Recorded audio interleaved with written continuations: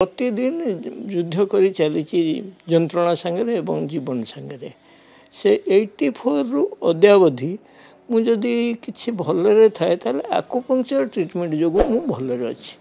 आकुपंक्चर किसी मत उपशम देती ता सहित मु प्राय पंचकर्म चिकित्सा नहीं आपणकर आयुर्वेदिक तापर बांफुआणी जी जहाँ कहला जो उठिकी सेठिकी जाइए घास इवन आपणकर पोटल पत्र बाटिकी पीवा कहले पसारुणी पत्र बाटिकी पीवा कहले रसुण खा ये खा सबू प्रकार करी बर्तमान है मोर पाटी घाई पेटर पलिप रिमूव कराई करते आपणकर डॉक्टर मनोज साहू सम हॉस्पिटल आउ पलिप रिमूव होला परे पुणी आउ थे जो ये कला मु आउ थे कला बेलू आपणकर एंडोस्कोपी नुहे तो सीटा कलोनस्कोपी देखला बेलू मो रेक्टम रे अल्सर है बर्तमान पाटी घा पेट घा एवं रेक्टम अल्सर ये तीनटा नहीं ना मुझे खाई पारुची ना मुझे पी पारुची एमती अवस्था मु पड़िक अच्छी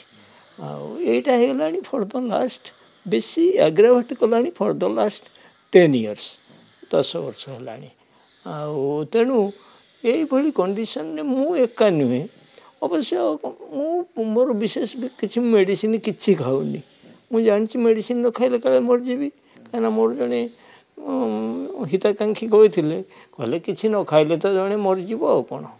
आपणकर केवल मु नुहे एवं महात्मा गांधी आपड़ शुणिले आश्चर्य हे महात्मा गांधी इच्छा मृत्यु को सपोर्ट करते कहीं गोटे बाछुरी से जंत्रण जर्जरित होता डाक्तर को डाक देखले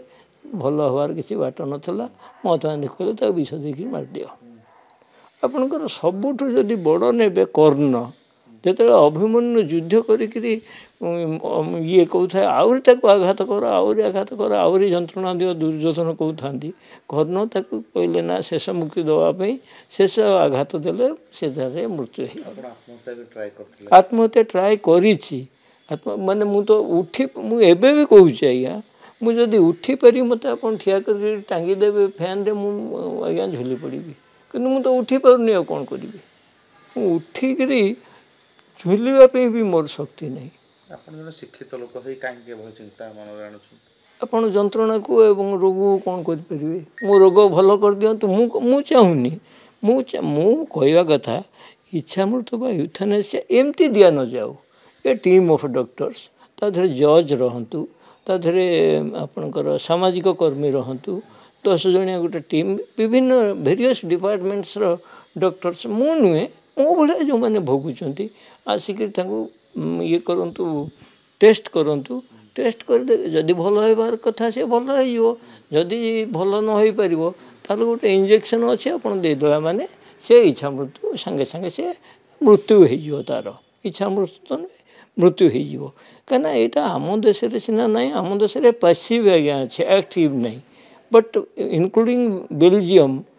20 अदर कंट्रीज रे कथा बेल्जियम रे गोटे 30 वर्षर झील ताको रक्त कर्कट हो से इच्छा मृत्यु नहीं सारी मे मसरे मे 2024 से अलरेडी मरी सारी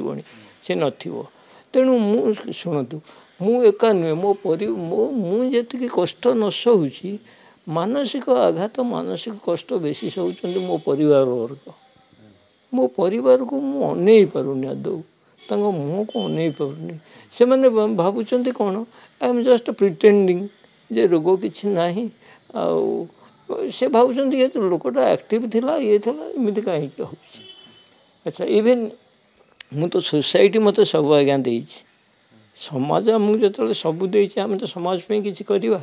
मुझे देखिली समाज पे मुझे किसी करी ना मुझे 10-12 वर्ष तलू आई हैव माने pledge my body to the AIIMS मो बॉडी मोर मृत्यु पर बॉडी डोनेट कर दिव एम्स को डाक्तरी पिला पाठ पढ़े मुझे तो अंत ये करी मोर बहुत इच्छा था डाक्तरखाना जाकि रोगी सेवा करवा एवं ऑर्फनेज रे जाकि काम करवा एवं जदि मु पुनर्जन्म थाए मनुष्य जन्म थाए तो मुझे चाहिए गोटे चाषी घरे जन्म हाँपाई गोटे 100-200 एकर चाष थी माने आपंकर माछ चाष ये चाष ये सब करने କିନ୍ତୁ ମୋର ତ ମୃତ୍ୟୁ ହେଲେ ମୁଁ ଆଜ୍ଞା ଦେଖନ୍ତୁ ମୋର ପାଖରେ ସବୁ ଅଛି କିନ୍ତୁ ମୁଁ ଖାଇପାରୁନି। ମୋର କିଛି ଅଭାବ ଆଜ୍ଞା ନାହିଁ। ଖାଇବା ଯେଉଁଟା କହନ୍ତି ପେଟ ଚିହ୍ନ ଅନ୍ନ ଚିନ୍ତା ଚମତ୍କାର, ମାନେ କାଳିଦାସ ଭଳିଆ ଲୋକ ସେ ହାରି ଯାଇଥିଲେ, ମୋର ସେ ଚିନ୍ତା ନାହିଁ। ରାଜ୍ୟପାଳଙ୍କୁ ବି ଲେଖି ଦେଇଛନ୍ତି? ରାଜ୍ୟପାଳଙ୍କୁ ଲେଖିକି ଦେଇଛି, ମୋ ପାଖରେ କପି ବି ଅଛି। ଆଉ ଏଠି ଆପଣ ହାଇକୋର୍ଟକୁ ମୋର ପ୍ରାୟ 100ଟା ଖଣ୍ଡେ ପ୍ରେସକ୍ରିପସନ୍ ବିଭିନ୍ନ ଡାକ୍ତରଙ୍କର ସବୁ ପଠାଇ ଦେଇଛି 5 ବର୍ଷ ତଳୁ। କିଛି ସେମାନେ କରିନାହାନ୍ତି। ସୁପ୍ରିମକୋର୍ଟକୁ ଲେଖିନି ଯଦିଓ ମୋର appeal through you to the supreme court, to the president of India, to the prime minister and all the parliamentarians, ଆପଣ ଗୋଟେ ଲ ଆଣନ୍ତୁ। ଏବଂ ଆମର ଏଠି ମୁଁ ନାଁ ନେବାକୁ ଚାହୁଁନି, ଜଣେ MP କି କହିଛି, ସେ କୋଶ୍ଚିନ୍ କରିବା ବି କହିଛନ୍ତି ୟୁଥେନାସିଆ ଉପରେ, ଯେ ଏଇଟା କାହିଁକି ହେବନି। କାହିଁକିନା ମୁଁ ନୁହେଁ, ମୋରି ଭଳିଆ ଯେଉଁ ଭେଣ୍ଡା ପୁଅମାନେ ବାପ ମାଆଙ୍କର, ଗୋଟେ ଜଣେ ଥିଲା ଆକ୍ସିଡେଣ୍ଟ ହେଇଗଲା, ସେ ଆଜ୍ଞା ପଡ଼ିକିରି ଅଛି, ତାର 25 ଲକ୍ଷ ଟଙ୍କା ଖର୍ଚ୍ଚ ହେଇଗଲାଣି, ଘର ବାଡ଼ି, ଆପଣ ଏକା ନୁହଁନ୍ତିରେ ଦେଖାଉଥିଲା, ମୁଁ ଏ କଥା କହୁନି, ଆପଣ OTV ଦେଖାଉଥିଲା। 25 ଲକ୍ଷ ଖର୍ଚ୍ଚ ପରେ ତାର ବଞ୍ଚିବାର ଆଶା ନାହିଁ, ଆଡ଼େ ପରିବାରଟା ନିଶ୍ଚୟ ହେଇଗଲା। ମୋର ତ ସେ କଥା ନାହିଁ, ମୋ ପରିବାର ନିଶ୍ଚୟ ହେବାର ନାହିଁ। ମୋତେ ଦରକାର ଡିଗ୍ନିଫାଇଡ୍ ୱେରେ ଡେଥ୍। ମାନେ ମୁଁ କାହିଁକି ଗୋଟା ସୋସିଆଲ ଷ୍ଟିଗ୍ମା, ଆପଣଙ୍କର ମାନେ ଆତ୍ମହତ୍ୟା ହେଉଛି ସବୁଠୁ କଦର୍ଯ୍ୟ କାମ। ତେଣୁ ଜଣେ ଆତ୍ମହତ୍ୟା, ଏବଂ ଏଇ ଆତ୍ମହତ୍ୟା କେଉଁମାନେ କରୁଛନ୍ତି, ଯନ୍ତ୍ରଣା ସହିପାରୁନଥିବା। କାହିଁକିନା ମୋ ପାଖରେ ଯୋଡ଼େ ରିପୋର୍ଟ ଅଛି, ଗୋଟେ ମଞ୍ଚେଶ୍ୱରର, ଆଉ ଗୋଟେ କେଉଁ ଜାଗାର ଶଙ୍ଖାମେରି ବୋଲି ଗୋଟେ ଗାଁ, ଗୋଟେ ଝିଅ ଏବଂ ଗୋଟେ ପୁଅ, ସେ ଫ୍ୟାନ୍ରେ ଝୁଲିକିରି ଯନ୍ତ୍ରଣା ସହି ନପାରି, ପେଟ ଯନ୍ତ୍ରଣା ସହି ନପାରିକି ମୃତ୍ୟୁବରଣ କଲେ। ଏବଂ ମୁଁ appeal to the medical association of India, MAI, Odisha medical services association, କାହିଁକିନା ସେମାନେ ଦେ ଆର୍ ଦ ରିଅଲ୍ ପର୍ସନ୍ସ, ସେମାନେ ଜାଣିପାରିବେ କେଉଁ ଲୋକ ଭଲ ହେଇପାରିବ, କେଉଁ ଲୋକ ଭଲ ହେଇପାରିବ ନାହିଁ। ମୁଁ ଚାହୁଁଛି ଭାରତରେ ଯେତେ ଶୀଘ୍ର, କାହିଁକିନା ଆମର 145 କୋଟି, କେଉଁ ଦେଶରେ 10 କୋଟି, କେଉଁ ଦେଶରେ 20 କୋଟି, ସେ ଦେଶରେ ଅଛି, କିନ୍ତୁ ଆମ ଦେଶରେ 145 କୋଟି ଲୋକରେ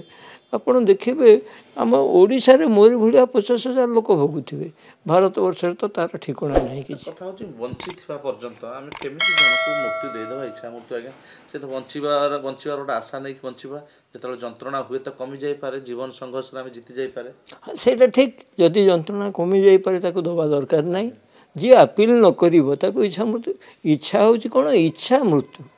ମୁଁ ଇଚ୍ଛା କଲେ ତ ମୋତେ ମୃତ୍ୟୁ ଦିଆଯିବ। ଯିଏ ଚାହିଁବ ମୁଁ ଯନ୍ତ୍ରଣାଟା ମୋର ସହି ନେବି, କିଛି ତାକୁ ମୃତ୍ୟୁ ଦେବା ଦରକାର ନାହିଁ।